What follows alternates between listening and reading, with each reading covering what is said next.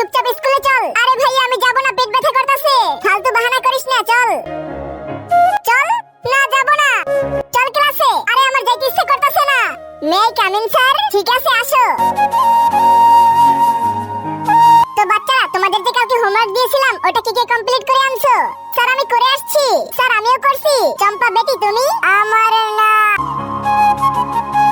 আরে এর কি হইছে? আরে কি হইছে? আরে যা পাশের ক্লাস থেকে এর ভাইকে ডেকে আন। দাঁড়ান স্যার, এখনই আনতাছি। ওই দেখ কি হইছে, চল। আরে কি হইছে? স্যার মনে হয় এর শরীর অনেক খারাপ, আমি একে বাসায় দিয়ে আসি। আরে বেটা আসতে হবে না, তুই এর বাসায় খেয়াল রাখিস, ঠিক আছে? চলো। জানি না এর হঠাৎ করে কি হয়ে গেল।